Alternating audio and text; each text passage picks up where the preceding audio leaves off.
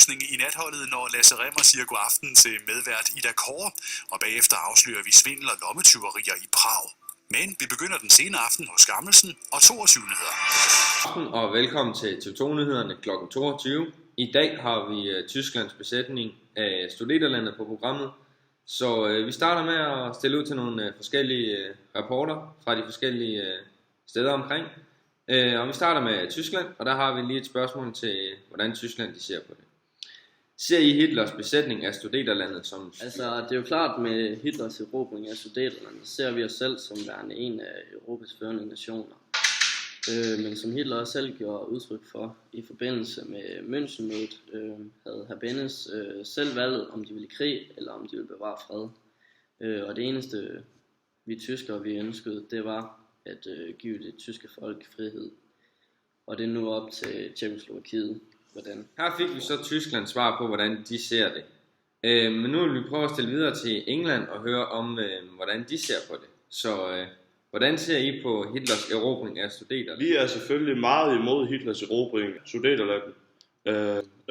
Og vi vil gøre alt, hvad der står i vores magt for at forsøge at tale Hitler til fornuft. Vi har Frankrig ved vores side, og vi er tilsammen to rigtig store nationer, som vi håber, at Hitler vil frygte en lille smule. Og dermed er det muligt for os at tale ham. Tak til England for at svare på vores spørgsmål. Nu vil vi videre til Sovjet og høre, hvordan de ser på det. Hvordan ser Sovjetunionen på Tysklands erobring af Sudeterlandet? Hvis erobringen af Sudeterlandet er tyskernes eneste ønske, så ser vi det som ikke værende en grund til at erklære krig imod dem. Og så vi ser lidt igennem fingre med dette. På mange måder er Sudeterlandet også mere tysk end tjekkoslovakisk, da personer i det område lever efter tyske traditioner og taler tysk. Så vi kan godt forstå tyskernes erobring. Og her siger vi så tak til Sovjetunionen for at vil svare på spørgsmålet.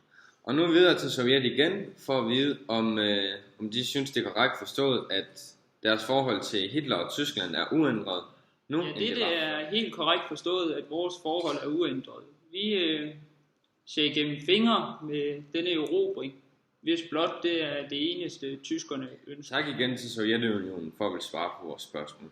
Nu videre til Tyskland igen for at høre, hvad de har at sige igen. Ser I jeres besætning som start på en ny verdenskrig, eller bare en erobring? Godt spørgsmål. Altså det er jo klart, at vi kan ikke vide, hvordan de andre nationer de vil reagere på det her. Men altså, denne besætning har ikke været til formål for at starte en ny verdenskrig.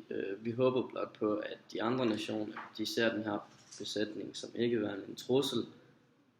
Men vi forstår stadigvæk godt, hvis... Tak til Tyskland for at svare på spørgsmålet. Nu videre til England for at høre, om de har noget andet at sige. Hvorfor har I på intet tidspunkt valgt at bekæmpe de tyske militærtropper i Sudeterlandet? Appeasement-aftalen, som vi som nation er forkæmper for, lyder netop på, at vi skal forsøge at modvirke en anden verdenskrig. Vi kæmper for en ny og forbedret verden med fred og demokrati, og derfor vil det være helt hovedløst for os at gå i krig mod Tyskland på dette grundlag. Derfor har vi valgt at lade Tyskland erobre Sudeterlandet og afvente situationen. Vi frygter dog stadig, at med Tysklands nye erobring, at de bliver så stor en magt, at hvis det en dag skulle komme til en anden verdenskrig, vil det være en fare for, at lande som England og Frankrig vil være udsatte og kan komme til at føle sig troet på længere sigt af Tysklands store militærtropper. Nu vil vi prøve videre at høre vores historikere om at sige om situationen og om hvordan det kan udvikle sig i fremtiden. Så hvilke konsekvenser havde erobringen på verden og Tyskland og de nærværende lande omkring, både inden og efter erobringen af Sudeterlandet? Hitler erobrede Sudeterlandet trods stærk modstand fra både Frankrig og England. Hitler vidste, at de engelske tropper ville lade ham gå utrolig langt under erobringen af Sudeterlandet, fordi de var fredskæmpere og ikke ønskede at skabe uro i verden. Erobringen er efter min mening fundamentet for 2. verdenskrig, ligesom byggestenene, og det skabte stor splid i hele Europa, fordi at selvom England ikke var langt fra tilfreds med Hitlers erobring, turde de ikke gøre noget. Det skabte en debat og en uenighed og diskussioner tog ligesom overhånd, og det kulminerede i en anden verdenskrig. Det var ikke kun en verbal strid, men også en militær strid, fordi at både England og Frankrig, som sagt tidligere, frygtede, at Tysklands tropper simpelthen ville blive for store, da de har overtaget næsten halvdelen af Tjekkoslovakiet på det tidspunkt.